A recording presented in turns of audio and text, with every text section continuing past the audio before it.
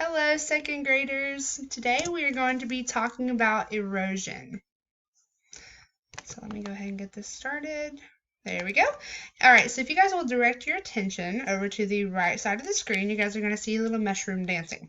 Now, this is Millie the mushroom. I called her and I was like, girl, we've got a lesson today and the pictures aren't really super exciting and super fun. And this is just a kind of a difficult topic, and I'm going to need some help to keep my students engaged. And she was like, okay, what can I do to help you? And I was like, I need you to help me, and you're going to come along with us through this journey of learning about erosion. So this is Millie the mushroom, and she's our learning buddy. She's going to be here for the entire time, and you'll see her here and there during the presentation. All right, so here we go. First, we're going to start off, we're going to talk about what our standard is for today. So our standard for today is observe and analyze how blowing wind and flowing water can move Earth's materials from one place to another, changing the shape of a landform and affecting the habitats of living things. So that's what we should know by the end of today's lesson, hopefully. All right, so we're going to start off with some vocab.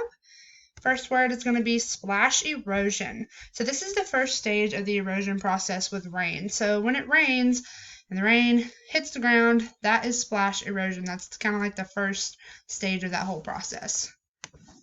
We'll learn about that more. And then the next word is earthquake. Everyone's heard of an earthquake. Even some have even probably lived through an earthquake. But it is a shaking of Earth's surface that can cause land to rise or fall.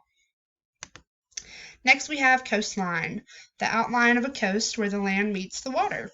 So if you're at the beach in California, you're on the coastline. Or if you're at the beach in Florida, you're on the coastline.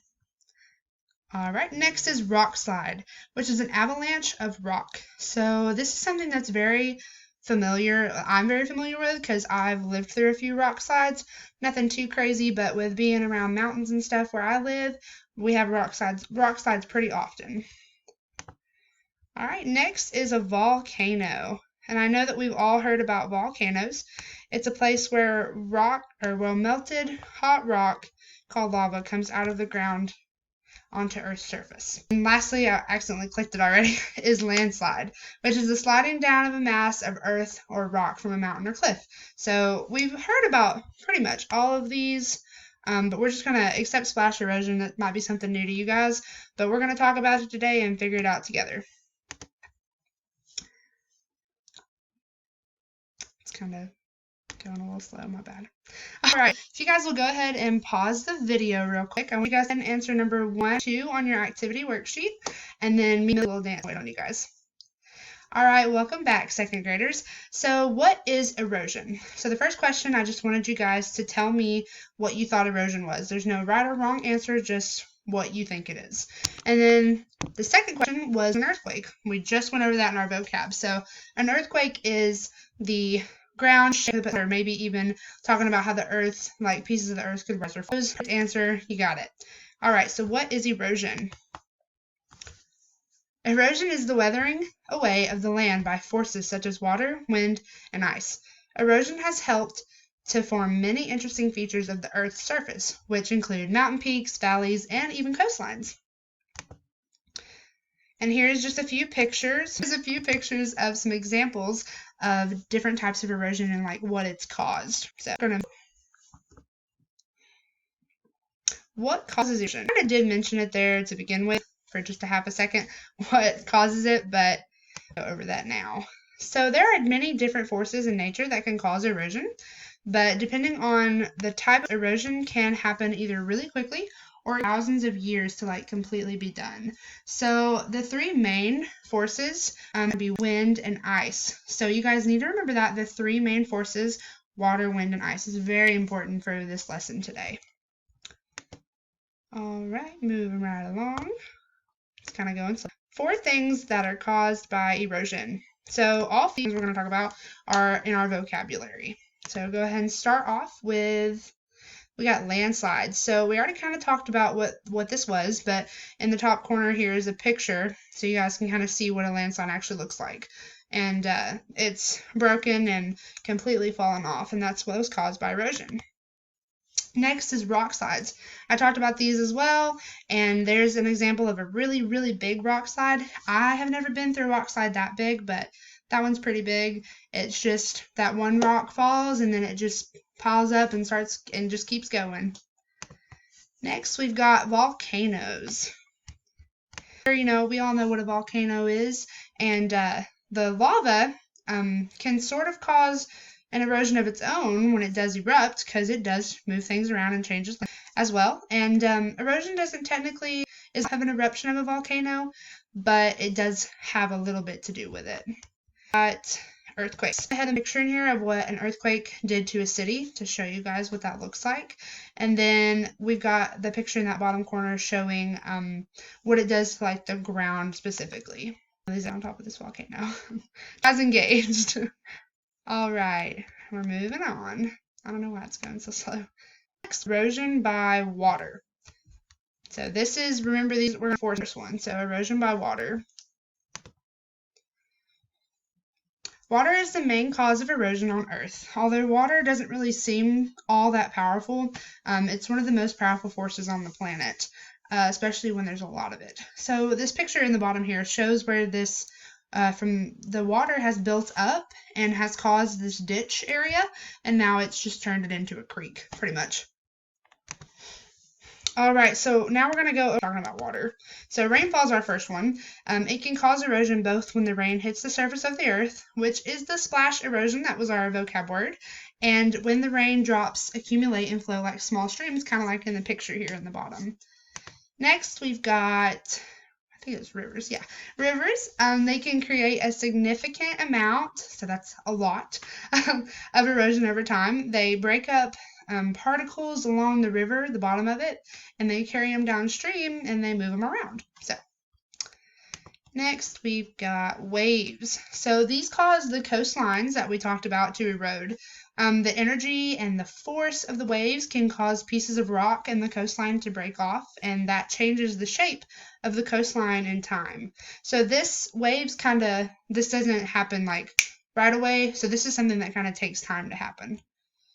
And then lastly, we've got floods. So large floods can cause erosion to happen really quickly, acting like powerful rivers. All right, moving right along. Got wind. And up here, Millie is showing you what wind's like. She's skydiving. So, all right. Wind is a major type of erosion, especially in dry areas, picking up and carrying loose particles and dust away. It can also erode when these flying particles strike the land and break off even more particles. Top here, I was just showing kind of how the dust, how it picks up and carries off. And then these bottom two pictures, they are rock formations that have been like changed over time because of the wind. So the wind knocks certain pieces of the rock off, and that's what changes the formation. So there's a good chance that these two formations haven't always looked the same. All right, moving on. All right, this one right here is erosion by ice and other forces. There's a lot of information on this slide, but I'm going to go one by one and we'll figure it out and we'll go through it pretty slow.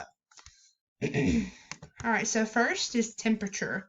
So changes in temperature caused by the sun heating up a rock can cause the rock to expand and crack, and this can cause pieces of the rock to break off over time, and that can lead to erosion because that's going to be changing the formation of it. And then next, glaciers. This goes along with the erosion by ice since it's one of the main forces. So glaciers are giant rivers of ice that slowly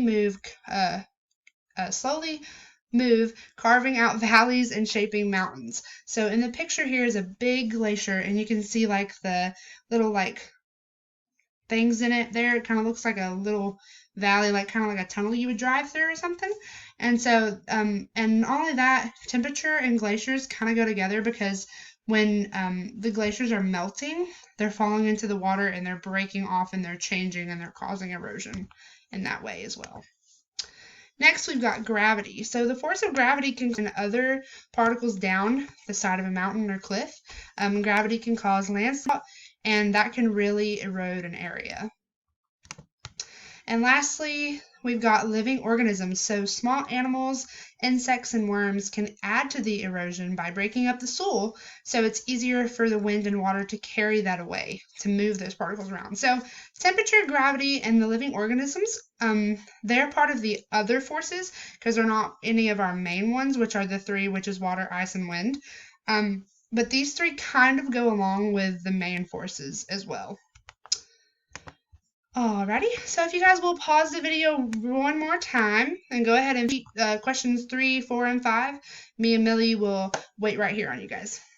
Alright, welcome back, second graders. So for number 3, I wanted you guys to choose the 3 pictures that show what erosion can cause. So our picture, I think. Okay, there's the first one up here is a slide, and the third one on the top is 2 little kids riding their bikes, and then on the bottom we have a schoolhouse, and on the bottom on the right is the mountains with the river running down it. All right, let's go ahead and see what that answer is. So if you guys picked these 3 pictures, you got it correct. So go ahead and give yourself a round of applause. Good job. And if not, totally okay. We'll figure it out. But those are the 3 answers, and now you guys know. All right, and I did not put number 4 on one of the slides, but number 4 was just asking what the 3 main forces of erosion were, and those were water, ice, and wind. So it doesn't matter what order you have those in as long as you have them. So water, ice, and wind are going to be those 3. And lastly, I wanted to know what your guys' favorite thing was that we learned in today's lesson. So hopefully I'll be out of the way. Of course, I had to answer. Me and Millie did. Mine and Millie's favorite thing from today's lesson was learning about all the different ways that erosion is done with water. So we were super excited to get to learn that, and she's even doing a little dance down there at the bottom. All right. So today's lesson about erosion. I hope you guys learned a lot what erosion is.